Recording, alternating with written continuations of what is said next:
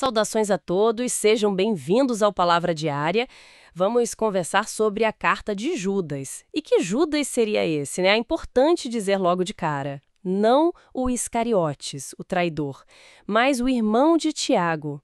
E, sendo irmão de Tiago, era também meio-irmão de Jesus. E olha que interessante, ele se apresenta só como servo. Que humildade. Exatamente. Uma humildade notável, especialmente considerando a força da mensagem que ele traz.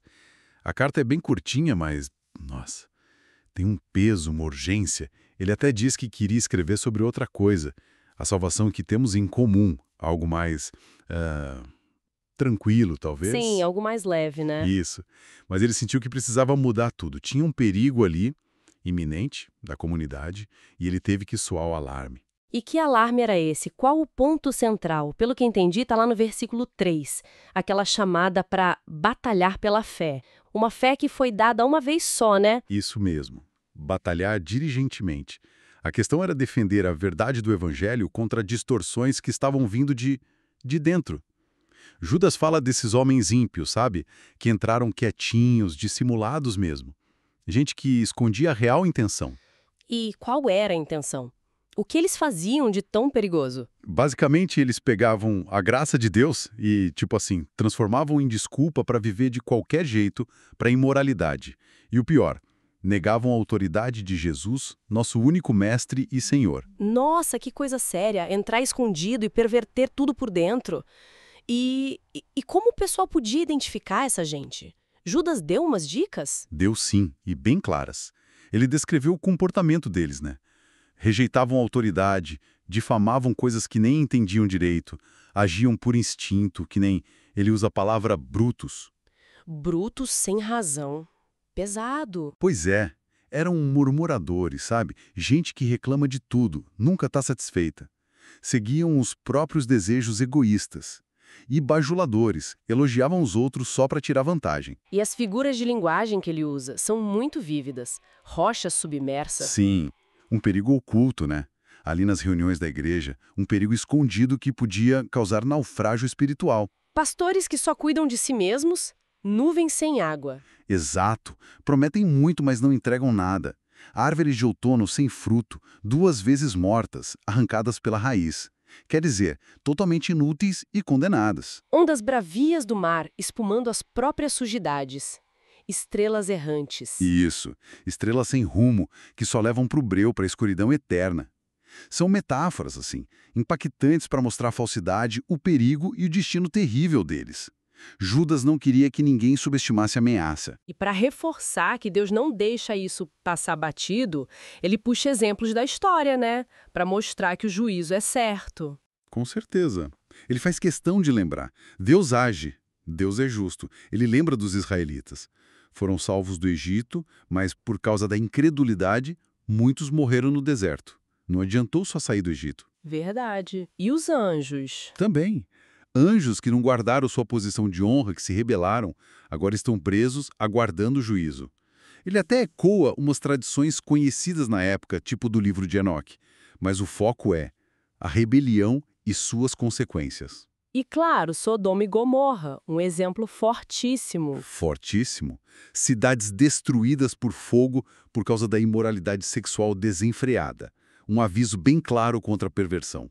A mensagem é: rebelião e imoralidade não ficam impunes. E além desses grandes eventos, ele cita pessoas.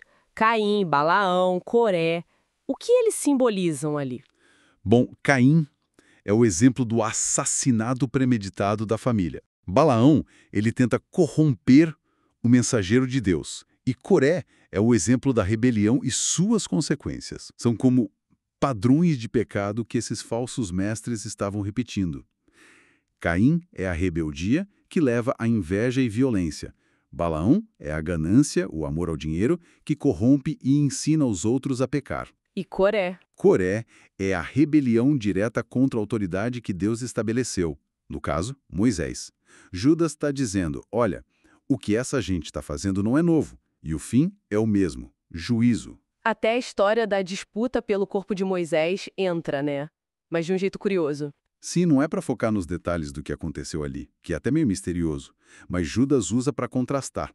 O arcanjo Miguel, disputando com o próprio diabo, não ousou insultar, só disse, o Senhor te repreenda. Uhum. Aí Judas contrasta essa contenção respeitosa de Miguel com a arrogância desses falsos mestres que saíam difamando a autoridade sem o menor temor.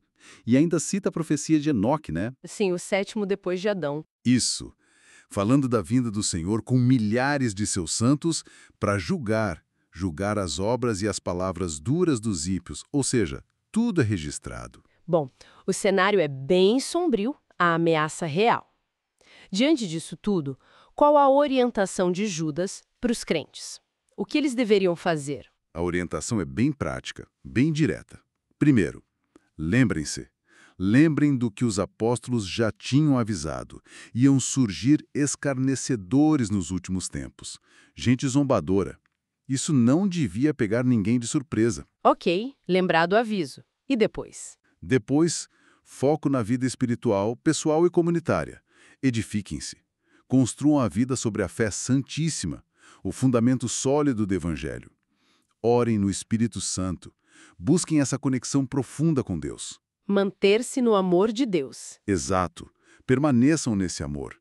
E esperem com paciência e confiança a misericórdia de Jesus que nos leva para a vida eterna. É um chamado à firmeza, à construção e à esperança. E em relação aos outros, aqueles que talvez estivessem vacilando, sendo influenciados por essas ideias erradas, como agir? Aí Judas mostra um coração pastoral, mas com sabedoria. Ele diz, tenham compaixão de alguns que duvidam. Tentem ajudar, com paciência. E com outros, a abordagem é diferente. Sim, a outros ele diz, salvem. Arrebatando-os do fogo, uma imagem de urgência, né? Um resgate mesmo, porque o perigo do juízo é real e iminente. E tem mais um grupo ainda, né? Tem. Mostrem misericórdia a outros, mas com temor, odiando até a roupa contaminada pela carne. É uma figura forte para dizer, ajudem sim, mas cuidado. Tenham cautela para não se contaminarem no processo. É o equilíbrio delicado entre compaixão e santidade. É um chamado à ação bem completo. Mas depois de tanto alerta, de tanta advertência, Sim, a carta muda de tom no final, não muda? muda completamente, é lindo isso. Depois de expor todo o perigo, toda a ameaça, Judas volta o foco para aquele que é a nossa segurança, Deus. Aqueles 2 últimos versículos são, uau, um alívio, uma força. Ele diz que Deus é poderoso para nos guardar de tropeçar. Exatamente, apesar de todas as ciladas, de todos os falsos mestres, Deus tem poder para nos manter firmes, para evitar que a gente caia. E não só isso, mas para nos apresentar diante da glória dele, irrepreensíveis, sem mancha e com grande alegria. Que promessa maravilhosa! É a segurança final. A carta nos alerta, nos chama à batalha pela fé, mostra os perigos reais da corrupção doutrinária e imoral, mas termina ancorada na suficiência e no poder de Deus para guardar o seu povo. A nossa esperança não está na nossa capacidade de resistir, mas no poder dele de nos preservar. Por isso que termina com aquela doxologia, aquela explosão de louvor, né? Reconhecendo quem Deus é. Perfeitamente. Ao único Deus, nosso Salvador, por meio de Jesus Cristo, nosso Senhor, seja glória, majestade, domínio e poder. Antes de todos os séculos, agora e para todo sempre. Amém. Fecha com chave de ouro, exaltando aquele em quem está a nossa única e verdadeira segurança. Assim conhecemos a carta de Judas. Convidamos se inscreva no canal, compartilhe essa mensagem e vamos juntos, firmes na leitura bíblica. Deus abençoe grandemente a todos.